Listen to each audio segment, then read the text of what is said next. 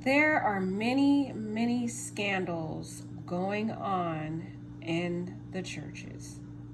For many years, we've heard about all the different scandals that have plagued the church. For example, hearing about Kirk Franklin cursing out his son, to now hearing that that same son is being charged with possibly murdering someone allegedly.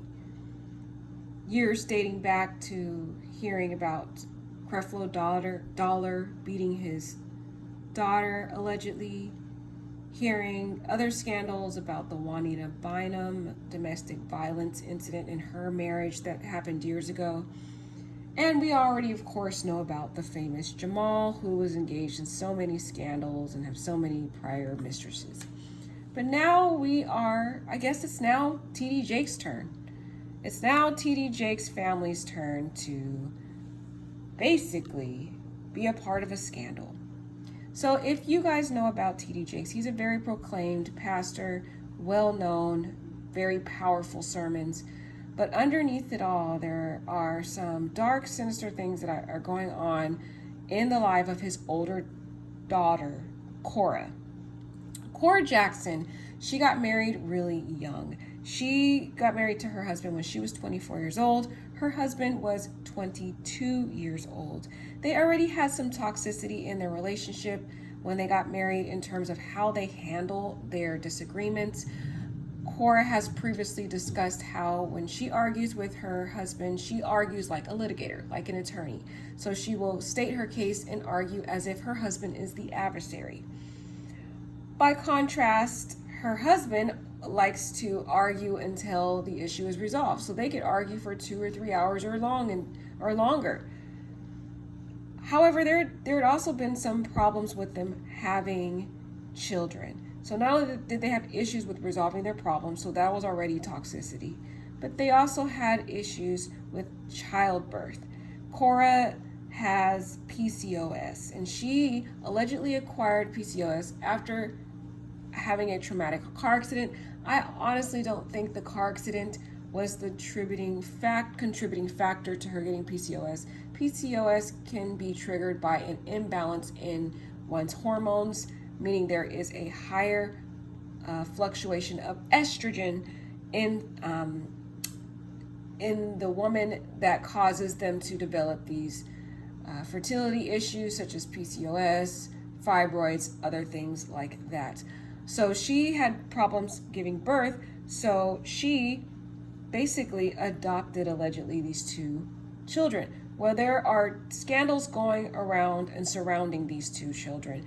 The boy to the left actually has a beautiful mother who has come forward to say that Cora allegedly stole her son from her when she was in one of the most vulnerable times of her life. She had already had 4 children. She was homeless, I believe, at the time. She was going through postpartum depression. She had never gone through that before. So she was really deeply depressed. And I feel that Cora utilized that as an opportunity to come in as a wolf in sheep clothing and pretend as though she was coming there to care for this woman, when in reality she had the ulterior motive and the intention to steal her son from the very beginning.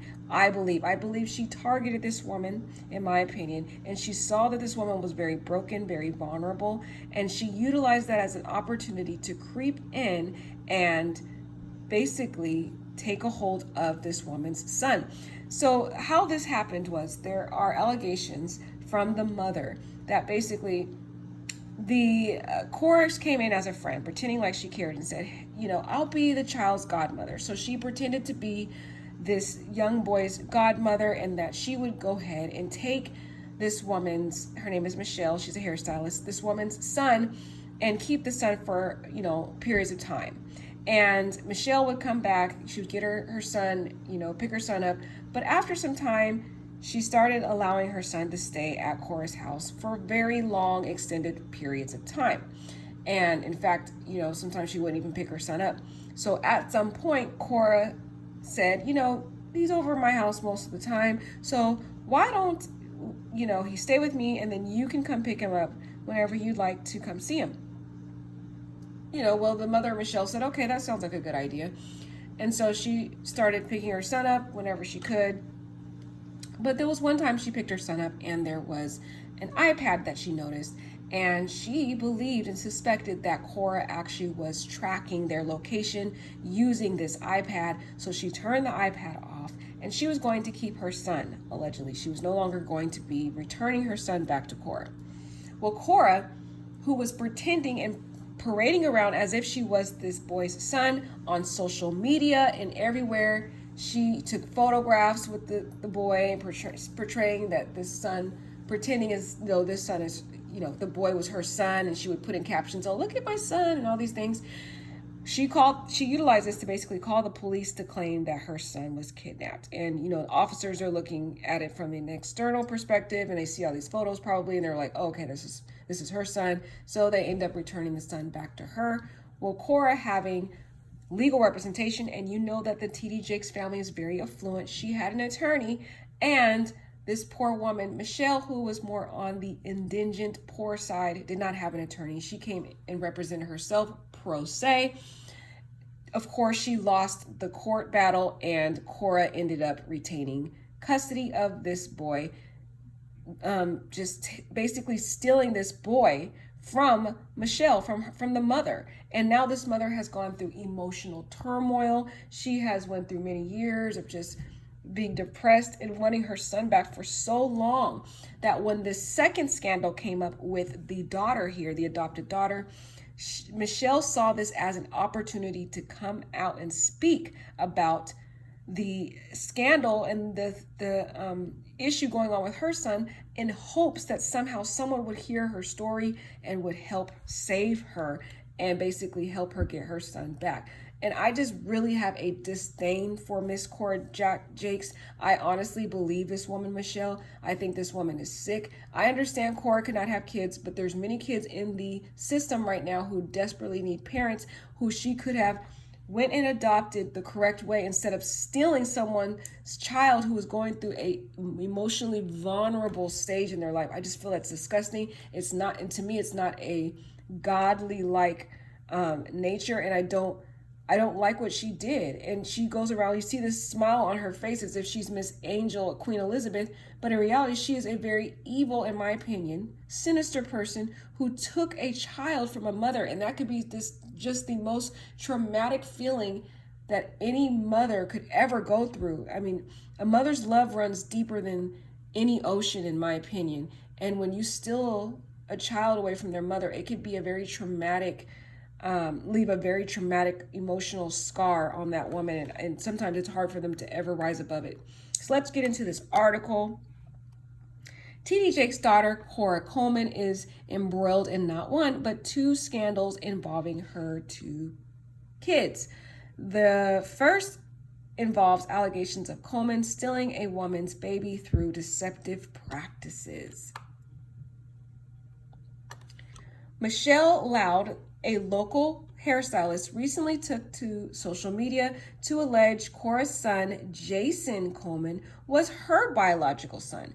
The hairstylist explained to her supporters and skeptics that Cora and her husband, Richard Brandon Coleman, capitalized off her susceptibility at the time to reportedly take her son away. I was just set up from the very beginning, Michelle revealed in a tearful video. She was not there to help me, the hairstylist said. Cora, she was actually there to take my child, the tearful mother continued, and she did everything that she could to get what she wanted, her and her husband, Michelle added. Cora and Richard Brandon Coleman adopted their daughter, Amari, after trying to have a child by way of IVF treatments. I wonder why they chose a daughter, because probably Richard said to get a daughter because he had the intention, in my opinion, to abuse this child, if you know what I mean, from the very beginning. The couple knew having biological kids would be difficult as Cora was diagnosed with, I said that PCOS at age 22. The couple adopted their son, Jason, more than a year after his biological mother gave birth. She played on my vulnerability, Michelle told her social media fans in a recent confessional video. She had me in front of a effing MacBook recording, asking me questions and talking about it was counseling, but it wasn't counseling because later on down the line, a few years later, she would then use that evidence against me in court when I went to fight for my son, the hairstylist shared. I represented myself in the trial, and that was her biggest mistake. Appearing pro se when the opposing party has an attorney is a big mistake because the person with the attorney will usually typically win that case and have the upper hand 99.9% of the time because the attorney knows how to navigate the judicial system more so than a per person. So the first thing she made a mistake is that she represented herself in trial by herself. Michelle told her supporters and critics, and she said, I had to sit up there and come to an agreement because I didn't know how to fight anymore, basically. In addition to the scandal surrounding Cora Coleman's son, Bishop T.D. Jakes' daughter is also grappling with the reality of her estranged husband being brought up on criminal charges revolving around abuse, the Jasmine Brand reports. According to a source close to the family, Richard allegedly inappropriately touched their adopted daughter, Amari, 13. The source claimed that it is possible that there was something farther than touching that took place. Richard was arrested earlier this month on the night of May 4th for SA. If you guys know what that means, there's the word right there. I'm not going to say it. Cora Coleman announced her decision to divorce Richard Braxton Coleman earlier this month. The author celebrated her first Mother's Day as a single mother earlier this month. And that was the thing. A lot of us had heard that she had divorced her husband, and a lot of people thought it was due to their toxicity as it relates to their inability to resolve conflict. But I believe what happened was she knew, T.D. Jakes knew, they all knew about the scandal surrounding the husband, Richard Coleman, and the essay that he had done with the daughter. And there had been years of this going on, in my opinion. And when it came out and they found out about it, in order to separate themselves from this scandal that was going to, be brought out into the forefront, I believe she jumped ahead of it and filed for divorce to try to clear her name of any association with the essay allegations against Richard Coleman. Richard Coleman, oh my gosh, he's so sick. He is the husband. He was the husband of Cora Jakes. Here he is. Here is his booking photo. He has recently been arrested for allegedly inappropriately touching the daughter here. And she's the adopted daughter. A lot of people had said when they saw her in church, she looked very sad. She never looks happy. You can tell that she's only 13 years old, but she looks to me like she's an adult because she's probably been through a lot of trauma. She looks like an adult woman there, in my opinion. A little adult woman. But this poor young girl has been essayed by this sick man, allegedly. There's allegations going on. And the charges that he is facing right now is continuous essay. Continuous essay means this is something that has been happening repeatedly over a long period of time, maybe many years. So continuous, that means there's a long history, a track record of him doing this to this young girl. It's deeper than just him inappropriately touching this girl. He was probably regularly essaying this young girl for many years because the charges are continuous essay. So this man is going to be facing some serious charges. He may be in prison for many, many years for the sick things he's done. And I feel sad for the young girl because she's going to have to undergo questioning on the stand about this trauma. She's going to have to relive it. And she may have to also, and she's going to have to face cross-examination from his attorney, which she's going to have to, oh my gosh, testify to some very just horrible things that she may not want to remember. So this man is just sick. And it makes me wonder, did Cora know about this? She had to have known if this has been going on. The charge is continuous. So did she suspect something? Is she a part of this? Did she let this go on? Is she a contributing factor? Should she also be arrested? And if it is the case that she knew about it, then I think this is an appropriate time for Michelle Loud to get her son back. Because her son is not in safe hands with Cora if Cora cannot protect her adopted children from her, danger in the situation that we've seen happen here. If she can't protect her children in her care, then she shouldn't be having these children. And this woman here, who is emotionally just distraught from losing her kid, should be able to have her son back. So let's hear her statement.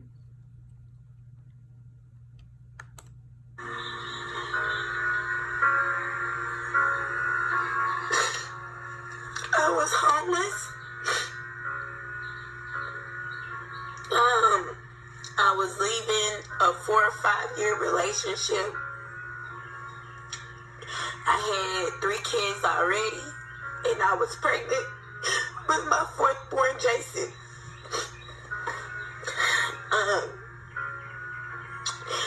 When we got reacquainted, she told me that she'll be there to help me. She told me that she was only there to help me. After I had Jason, it was just like I was just set up from the beginning. She was not there to help me. She was actually there to take my child. And she did everything that she could to get what she wanted, her and her husband. From constantly telling me that I didn't have myself for myself, to backing me in a corner in her office at her home when they stayed in Grand Prairie, her and her husband Brandon, and telling me that if I did not give my son to them, that they would take him from me. Making me feel like I was inadequate to take care of one child, although I already had 3 kids. Making it seem like she was there to help me, but the whole time she was planning and conniving to take my son Jason. After I had my son Jason, because while I was pregnant with Jason, I was depressed. Mentally, physically, spiritually, I was fucking depressed. You understand what I'm saying? So when I had Jason, I went into postpartum depression. I never dealt with that in my whole entire life or having children. I never dealt with postpartum depression. I didn't know what it was. I didn't know how to deal with it. I just know that I was dealing with it. And she took that and she prayed on my vulnerability to the point where she had me in front of a fucking MacBook recording and asking me questions, talking about it was counseling, but it wasn't counseling. Because later on down the line, a few years later, she would then use that evidence against me in court when I went to fight for my son. Okay? She used that shit against me, okay?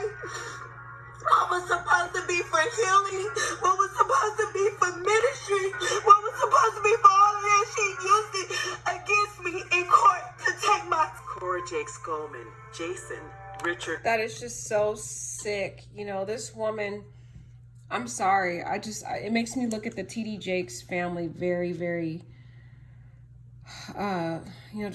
makes me side-eye them. I'm so disgusted with Cora, disgusted with her. This woman, in my opinion, preyed upon this vulnerable woman who was going through emotional trauma. She had experienced postpartum depression, and this woman creeped in and took this woman's child away. It's sick. It's very sick what she did. That is, to me, not, what a woman of God would do. It's disgusting, and it's vile. I mean, there's so many kids she could have went to adopt. There's kids in the group homes and foster care, kids that are waiting to be adopted, and you go and prey upon this woman who actually wanted her kid, and you steal her child from her. You're sick, Cora. You're sick. I'm sorry. I'm very disgusted with this woman. She goes around parading around as if she's a woman of God, but in my opinion, she doesn't act as one. And now we're hearing about this sick man here who is inappropriately, allegedly touching continuously the daughter. So both of these kids, that are not even their biological children, have been victimized by these predators, in my opinion. And it just makes us really question, the people that we call leaders in the church. And I don't want us to feel discouraged by some of the things that we see going on in these churches, because God is a wonderful, wonderful gift to each of us to help us in this world and to, sustain us in trials and tribulations. But what we must learn from these type of stories is that we cannot turn a blind eye to the ministers and pastors in these churches. Number one, no child should be left alone with a man, period. No male leaders, no pastors, or anything like that. They should never be left alone with male individuals at churches. It just leaves these children vulnerable to situations like this. And there is a common theme that we are seeing in these churches with these male individuals sexually assaulting these kids. And there is another situation that happened with another pastor in Indiana named Reverend John Lowe, who was stepping down from the ministry allegedly because he claimed that he had been engaging in an affair, but he didn't tell the full truth that he was allegedly engaging in an adulterous affair with a 16-year-old girl. And so while he was stepping down from ministry, this young girl, who's now an adult and now married, stepped up and said, wait a minute, you didn't tell the full truth. You didn't tell the congregation that I was 16 years old. And a lot of them said that they suspected this man was already suspicious and no one did anything about it. So let's hear this story as well. A stunning confession by a beloved pastor. I committed adultery. It was nearly 20 years ago. It continued far too long. 65-year-old Reverend John Lowe, who has been married to his wife Debbie for 45 years, poured out his heart to his congregation in Warsaw, Indiana during Sunday services, but it didn't quite go as he hoped. I sinned. I need to say that, and you deserve to hear it. Churchgoers rewarded him with a standing ovation, but things soon took a darker turn. A woman named Bobby Gephardt joined him on the altar and said she was the woman involved, and the preacher was not telling the whole story. I was just 16 when you took my virginity on your office floor. Do you remember that? I know you do. You did things to my teenage body that had never and should have never been done. She said she had been traumatized for 20 years by her experience at his hands. Then the woman's husband, Nate, joined in and held up some jewelry. This was Bobby's covenant purity ring, which she wore while this man had sex with her, and she felt ashamed all these years. As she stormed out of the church, members of the congregation embraced her and shouted angrily at their pastor. If you did it, you need to admit it. The pastor had to face the congregants and beg for their forgiveness once again. I ask you to forgive me, and that's all I can do. Abby Plummer is the preacher's former daughter-in-law. She also knows the victim well. It's sad all the way around. I felt for Bobby. I admire her and Nate for doing that. But the only reason the truth came out was because Bobby and her husband had the courage to walk up there and tell the truth. Brianne Boswell, a reporter for Wayne 15 in Fort Wayne, says people have been suspicious of the preacher for years. We spoke with a lot of community members on the street today in downtown Warsaw. They honestly say that they aren't shocked by this information. They say that John Lowe always seemed as though he was too good to be true. There's always speculation that there was something more happening behind closed doors. The lies and the manipulation have to stop.